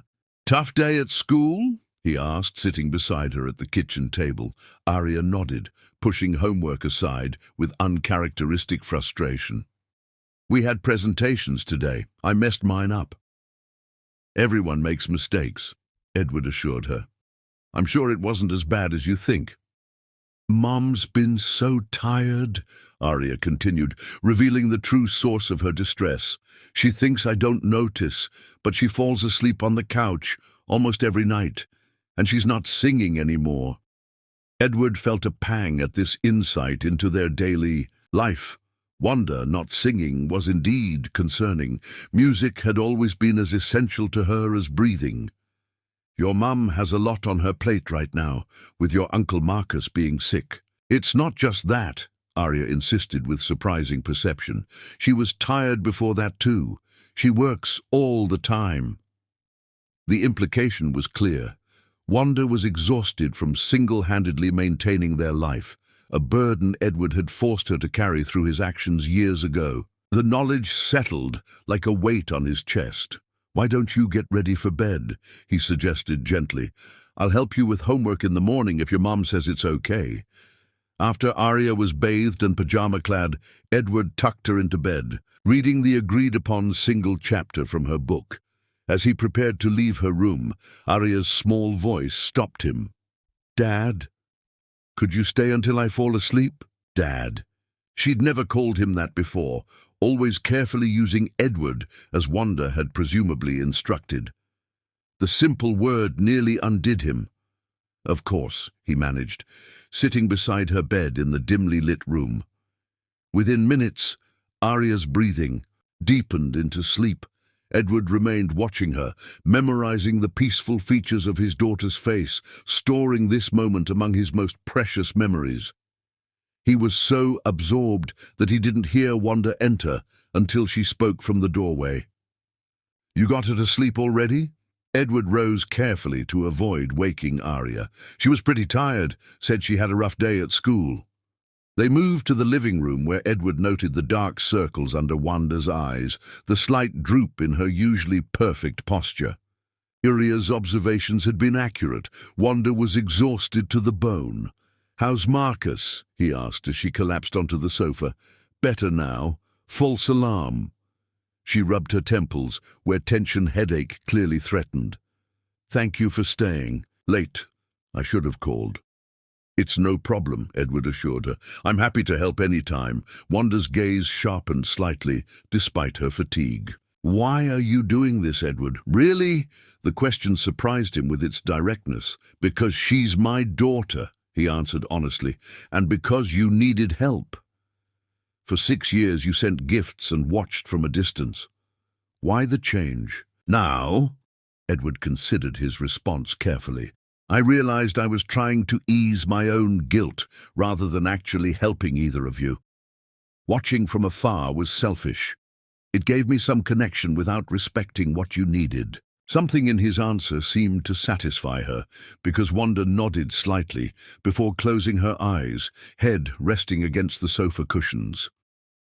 The vulnerability of the gesture, so unlike her usual guarded demeanor around him, tugged at Edward's. Art, when was the last time you had a night off? He asked quietly. Night off from what? Being a mother, teacher, caretaker for my brother? Wanda's laugh held no humor. There are no nights off, Edward. That's not how this works. An idea formed. In Edward's mind, risky but potentially worth the rejection it might trigger. What if there could be? Just for one night? Wanda opened her eyes, wariness returning. What are you suggesting? Let me take Arya for the whole weekend, Edward proposed. You could rest, visit Marcus without worrying about childcare, maybe even have some time for yourself. He expected an immediate refusal, but was surprised when Wanda appeared to actually consider the offer. She has dance class Saturday morning, she said finally, and she needs to finish her science project by Sunday. I can handle both, Edward assured her.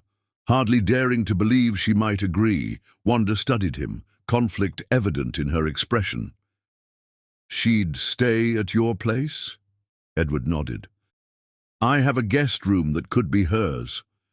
We could get her things tomorrow after school. The silence stretched between them, as Wanda weighed trust against caution, past hurt against present need. Finally she sighed. Okay, but I want check-in calls morning and night, and if she wants to come home at any point, you bring her immediately. Absolutely, Edward agreed quickly, before she could reconsider. When he left Wanda's house that night, Edward felt a cautious hope he hadn't experienced in years. The weekend ahead represented more than just extended time with Arya.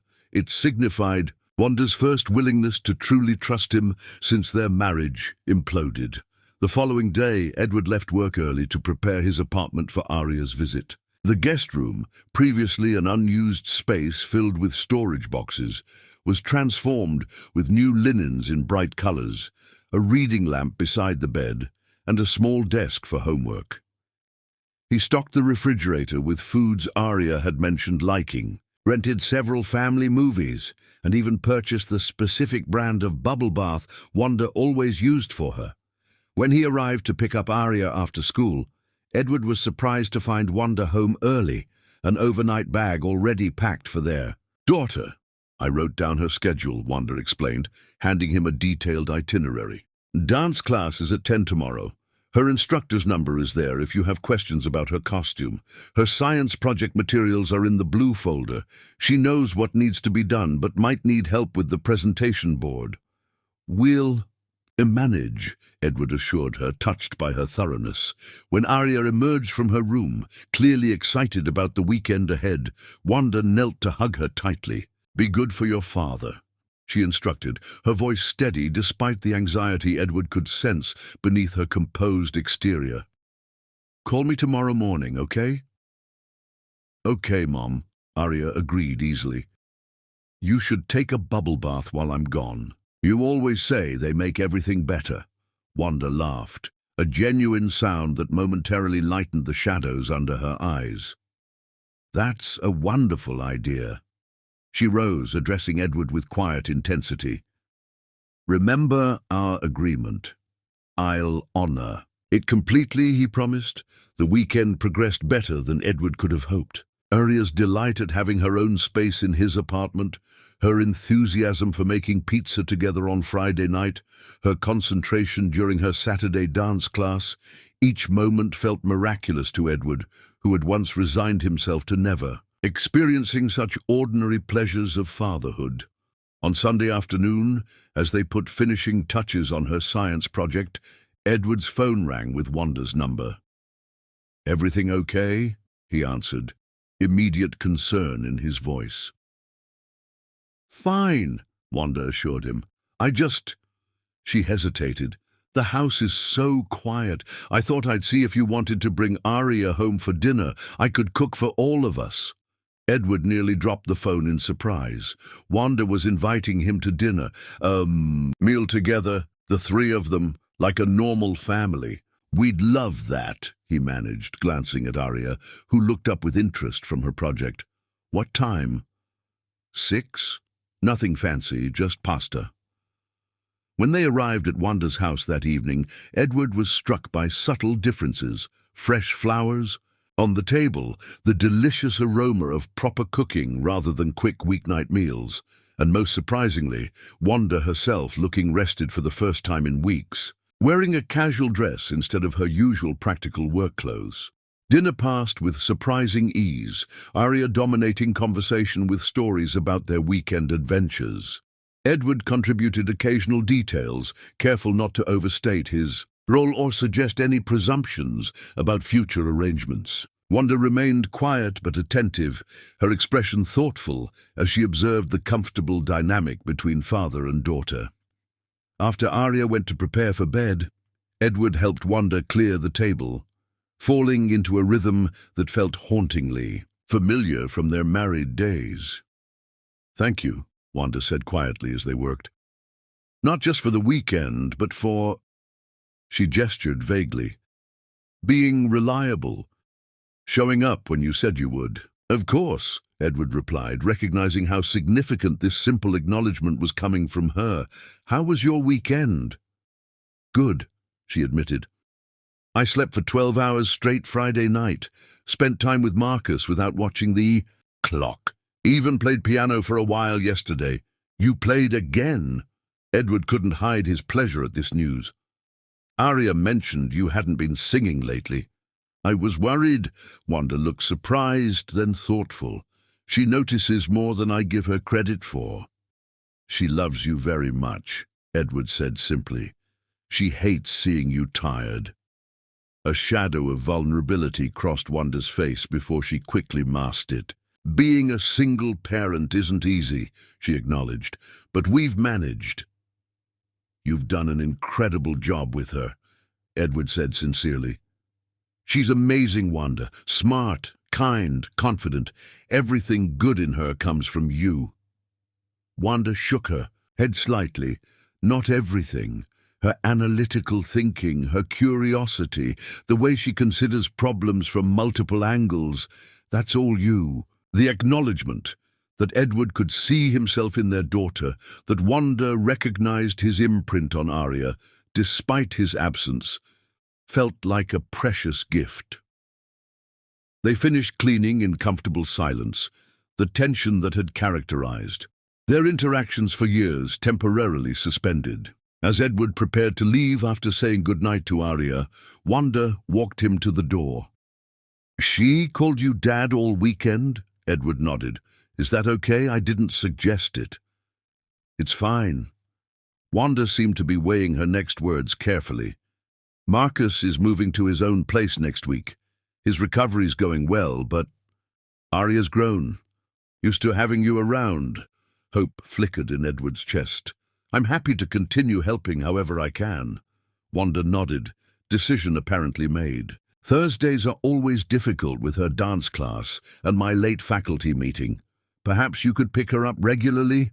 Maybe keep her until after dinner?" It wasn't forgiveness or reconciliation, merely a practical arrangement, but Edward recognized it for the monumental step it represented. "I'd like that very much," he said simply, careful not to overwhelm the fragile new understanding between them. As he drove home that night, Edward felt something he hadn't experienced in 6 years, the sense that he wasn't merely existing but actually living, with purpose and meaning, beyond atonement for past mistakes. The path forward remained uncertain, the wounds of the past far from healed, but for the first time, he allowed himself to believe that his relationship with his daughter might continue growing, and perhaps someday, the broken trust between him and Wanda might begin to mend as well. Chapter 9: Breaking Point. The fragile co-parenting arrangement between Edward and Wanda had stabilized over the past 6 months. Thursdays had expanded to include occasional weekends, school event attendance, and even joint parent-teacher conferences where they sat side by side, presenting a united front for Arya's benefit while maintaining careful emotional distance from each other. Though grateful for his growing role in Arya's life, Edward remained acutely aware of the boundaries Wanda had established. He never referred to them as a family, never suggested activities that might blur the lines between co-parenting and reconciliation, never presumed upon the tentative trust Wanda had extended. Their interactions remained cordial but formal, the weight of their past hovering between them like an unacknowledged presence. On a crisp autumn morning nearly 7 years after their divorce, Edward received a call from his assistant while in a business meeting. "Mr. Whitman, I'm sorry to interrupt, but there's an emergency call from Arya's school." Edward excused himself immediately, heart pounding as he took the call. The school nurse explained that Arya had fallen during recess, possibly fracturing her arm. They'd been unable to reach Wanda, who was at a mandatory training workshop with her phone off. "I'll be there in 15 minutes, Edward assured her, already heading for his car. At the elementary school, he found Arya in the nurse's office. Tear-streaked but trying to be brave, her left arm stabilized in a makeshift sling. The sight of his daughter in pain stirred something primal in Edward, a fierce protectiveness he'd never fully experienced before. "Dad," Arya said when she saw him, relief evident in her voice. "It really hurts." "I know, sweetheart," Edward said gently, signing the release forms the nurse presented. "Let's get you to the doctor right away." At the emergency room, Edward provided insurance information and contact details, answering questions about Arya's medical history as best he could. When asked about allergies, he gratefully recalled Wanda's detailed notes from their first childcare exchange, information he'd memorized, never expecting it would be needed in an emergency. The nurse seemed surprised at his comprehensive knowledge, and Edward felt a quiet pride in being able to act as a proper father in this crisis. As they waited for X-rays, Edward continued trying to reach Wanda, leaving messages explaining the situation. Arya, pain medication now taking effect, leaned against him with drowsy trust. Her small hand rested in his, an unconscious gesture of dependence that filled him with both joy and a fierce protectiveness. For the first time, he wasn't watching his daughter from afar or during carefully scheduled visits. He was her father in the fullest sense, the person responsible for her well-being in a moment of vulnerability. "You're good at this," she murmured, unexpectedly. "At what?" Edward asked, brushing hair from her forehead. "Being a dad." Her matter-of-fact tone made the simple observation all the more powerful. "Even though you didn't get to practice when I was little." The comment, innocent yet piercing, lodged in Edward's heart. "I'm trying," he managed through sudden emotion. The doctor confirmed a clean break requiring a cast. Throughout the procedure, Edward remained by Arya's side, holding her right hand, distracting her with stories from his own childhood, steady, in a way he'd never had the opportunity to be for her before. They were preparing to leave when Wanda finally arrived, breathless and clearly distraught. "Arya!" she exclaimed, rushing to embrace their daughter before turning to Edward with a mixture of gratitude and something less identifiable. "Thank you for handling this. The school called my principal when they couldn't reach me, but I was already driving here." "No need to thank me," Edward replied simply. "I'm her father." Something in his tone must have struck Wanda because she studied him with new awareness before turning her attention back to Arya's injury. Once discharge papers were completed, they walked together to the parking lot. "I can take her home now," Wanda said, clearly expecting Edward to relinquish responsibility now that she'd arrived. "Actually," Edward began carefully, I thought I might come along, help get her settled, maybe pick up dinner so you don't have to cook. He prepared himself for refusal, but Wanda merely nodded after a moment's consideration. That would be helpful, thank you. At Wanda's house, they established a comfortable rhythm, Edward setting up a pillow nest on the couch for Arya, Wanda gathering medications and ice packs, both working around each other with surprising ease. When Arya finally dozed off, exhausted from the day's events, they retreated to the kitchen, voices lowered. You did everything right today, Wanda acknowledged, setting down 2 cups of tea. The doctor said you made all the correct decisions. I was terrified, Edward admitted, but I kept asking myself what you would do. Wanda's eyes widened slightly at this, but she said nothing, sipping her tea in thoughtful silence. She called, "Me dad at the hospital," Edward continued, unable to keep the wonder from his voice.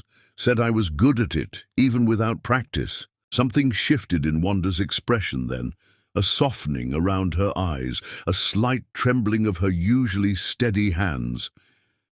"Edward, there's something I need to tell you." The seriousness in her tone immediately set him on alert. "What is it?" "I've been offered a teaching position at the National Academy of Music," she said, setting down her cup carefully. "It's the opportunity of a lifetime. Prestigious faculty, exceptional resources for Arya's musical education." "That's wonderful," Edward said sincerely, though confusion colored his response. "Where is it located?" "Boston." The single word landed between them like a physical blow. Boston, hundreds of miles away, far beyond the possibility of Thursday. Pickups and weekend visits, beyond the careful co-parenting arrangement they'd established. "I see," Edward managed, fighting to keep his voice steady as the implications crystallized. "When would you leave?" "Next semester. January." Wanda wouldn't meet his eyes. "I plan to tell you next week." Edward felt as though he was drowning, the familiar sensation of losing his family overwhelming him once again. Yet unlike 7 years ago, this time the loss wasn't due to his own terrible actions, but simply life's cruelly ironic timing, just as he'd finally earned a place in Arya's life, just as they'd established a functional relationship, everything would be uprooted. "You should take it," he said finally, surprising himself with the words. "It's an incredible opportunity for both of you." Now Wanda did look at him, searching his face as if trying to reconcile this response with the man she'd once known. "You don't want to fight me on this? Legally, you could probably prevent me from taking her out of state." The Edward of 7 years ago might have done exactly that, leveraged his wealth and power to control the situation regardless of what was best for Wanda and Arya. The realization that she still expected that response from him was both painful and illuminating. "I would never do that," he said quietly. "Arya's education and your career are important. I would never stand in the way of what's best for her, even if it hurts me." Wanda's composure, maintained so carefully throughout their interactions over the years, finally cracked. To Edward's shock, tears welled in her eyes, quickly blinked away, but unmistakable. "Why couldn't you have been this man when we were married?" she whispered, the question seemingly torn from somewhere deep inside her. Before Edward could respond, a small voice called from the living room. "Mom, Dad, is everything okay?" They composed themselves quickly, the moment of vulnerability suspended, as they returned to their daughter's side. Yet as they cared for Arya throughout the evening, something fundamental had shifted between them, a question asked that could not be unasked, a glimpse of what might have been that could not be unseen. When Edward finally prepared to leave that night, Wanda walked him to the door, an uncharacteristic hesitation in her manner. "Thank you again for today," she said formally, though the formality felt more like habit than intention. "Call me if she needs anything tonight," Edward responded, stepping onto the porch. Then, gathering his courage, he added, "And Wanda?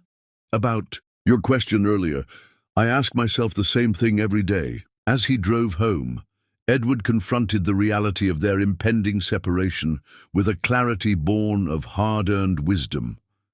7 years ago, he'd lost his family through his own cruel actions. Now, he faced losing the carefully rebuilt relationship with his daughter through circumstances beyond his control. Yet despite the ache in his chest, he recognized that his love for Arya had evolved from the selfish attachment of his younger self into something purer, a love that prioritized her well-being above his own desires. For the first time, Edward understood that sometimes loving someone means letting them go. Chapter 10. Hearts Reunited. The months following Wanda's announcement passed with bittersweet intensity. Edward threw himself into making the most of the limited time remaining, taking Arya on special outings, attending every school event, and even hosting a father-daughter dance in his apartment when she expressed disappointment that her school's event conflicted with Wanda's final interview in Boston. Throughout this time, he never once expressed resentment about the move, or made Arya feel guilty about her excitement for their new adventure. His maturity and selflessness did not go unnoticed by Wanda, whose demeanor toward him gradually softened, allowing moments of genuine warmth to penetrate the formal shell she'd maintained for 7 years. As December arrived, bringing with it the reality of their impending separation, Edward helped pack boxes, researched Boston's best pediatricians, and used his connections to ensure Arya would have the smoothest possible transition to her new school. Each selfless action served as an unspoken apology for the selfish man he'd once been, evidence of how thoroughly he'd transformed. On a snowy evening, 1 week before their scheduled departure, Edward arrived at Wanda's house for their planned farewell dinner. Arya greeted him with characteristic enthusiasm, pulling him inside where delicious aromas filled the air. "Mom's making your favorite lasagna," she announced, leading him to the dining room that had been transformed with candles, "and their best dishes. And I made the salad all by myself." The care taken with the meal touched Edward deeply. As they ate, conversation flowed with surprising ease, focusing on happy memories they'd created over the past year, rather than the separation looming before them. After dinner, Arya presented Edward with a handmade scrapbook. "So you won't forget me," she explained seriously. "As if that could ever happen," Edward replied, voice thick with emotion as he paged through photographs and drawings, documenting their time together. "This is the most precious gift I've ever received. There's a section in the back for new pictures when we visit," Arya continued. "Mum says we can come back for spring break, and you can come to Boston sometimes too." Edward glanced at Wanda, surprised by this unmentioned plan. She nodded slightly, confirmation that she'd discussed this possibility with Arya, another small indication of how far they'd come. After helping clear dinner dishes, Edward noticed Arya yawning despite her attempts to hide her fatigue. "I think someone needs bed," he observed gently. "But it's our last special dinner," Arya protested, though her drooping eyelids betrayed her exhaustion. "We still have a few more days," Edward reminded her, "and I'll be here to help with final packing this weekend." After their nighttime routine, now familiar after months of regular involvement, Edward tucked Arya into bed, his heart aching at the knowledge that these moments were numbered. The dinosaur nightlight cast a gentle glow across her features, so like Wanda's in repose, yet with hints of his own in the curve of her cheekbones and the set of her brow. He smoothed her curls away from her forehead, marveling at how this small person had become the center of his universe despite the years of separation. "Dad?" Arya asked sleepily, her eyes heavy-lidded but focused on his face. "Are you sad about us moving?" The directness of the question caught Edward off guard.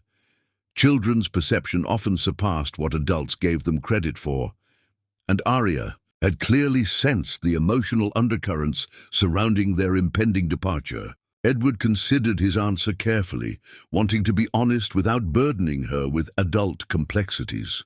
"I'll miss you terribly," he admitted, "but I'm excited for the amazing opportunities you'll have in Boston."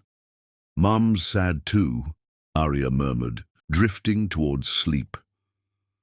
She cried yesterday when she was packing the photo albums. This unexpected revelation stayed with Edward as he quietly closed Arya's door and returned to the living room, where Wanda sat on the sofa, glass of wine in hand. She offered him one silently, which he accepted, settling into the armchair across from her. "Thank you for dinner," he said after a moment. "It was perfect." Wanda nodded, studying her wine glass. It seemed important to acknowledge everything, properly, for Arya's sake, and for ours, Edward ventured, surprising himself with the question. Wanda looked up, something unreadable in her expression, perhaps for ours as well. Silence stretched between them, not uncomfortable but weighted with 7 years of unspoken thoughts. Finally, Wanda set down her glass. "I've been unfair to you," she said quietly. Edward shook his head immediately. "You've been more than generous, allowing me back into Arya's life. After what I did." "Not about Arya," Wanda interrupted. "About us. About the possibility of forgiveness."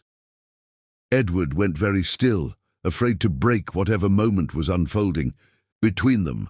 "I never expected forgiveness, Wanda. Never felt I deserved it." "That's just it," she continued, meeting his gaze directly. "For years I held on to my anger and hurt because it was safer than acknowledging how much I still cared.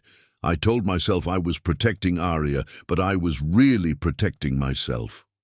"From what?" Edward asked softly. "From the possibility of being hurt again. From admitting that the man you've become is someone I could—" She stopped, vulnerability flashing across her features. "Could what?" Edward pressed gently when she didn't continue. "Could love again," Wanda finished, her voice barely audible. The admission hung in the air between them, stunning in its honesty. Edward remained frozen, afraid that any movement might shatter this fragile moment. "Watching you with Arya this past year," Wanda continued, gathering strength. "Seeing your patience, your selflessness, your complete lack of expectation or entitlement. It's forced me to recognize how thoroughly you've changed. The man who said those terrible things 7 years ago, he doesn't exist anymore." "Wanda," Edward began, emotion threatening to overwhelm him. "Please let me finish," she requested. "For 7 years, I've carried your words like stones in my heart. They nearly destroyed me, but holding on to that pain is destroying me now." Her voice trembled slightly before steadying. "I don't know what's possible between us, Edward, but I do know I'm ready to set down that burden." Edward moved then, crossing to kneel before her, taking her hands in his with reverent care. "I've spent every day of the past 7 years trying to become someone worthy of your forgiveness, never daring to hope for anything more. If friendship is all you can offer, it would be more than I deserve." "And if I wanted to explore something more?" Wanda asked, her eyes searching his. "What then?" "Then I would consider myself the most fortunate man alive," Edward answered honestly. "And I would spend every day proving I deserve that second chance." Wanda's hands tightened around his. "Boston complicates things." "Boston is where you and Arya need to be," Edward replied without hesitation. "We can figure out the rest. I could commute weekends, open an office there, whatever makes sense." A hint of a smile touched Wanda's lips. "You've thought about this." "I've thought of little else," Edward admitted, "but I never allowed myself to believe it could actually happen." With careful deliberation, Wanda leaned forward, bridging the space between them. Their lips met in a kiss so gentle it nearly brought tears to Edward's eyes. Not passionate, but exploratory. Tentative yet undeniably meaningful. When they separated, Wanda rested her forehead against his, eyes closed. 7 years ago, I never imagined we'd be here. Neither did I," Edward admitted, overwhelmed by the miracle unfolding between them. "But if you're willing to try, I promise I will never give you cause to regret it." "I believe you," Wanda whispered. And those 3 simple words held more healing power than any Edward had ever heard.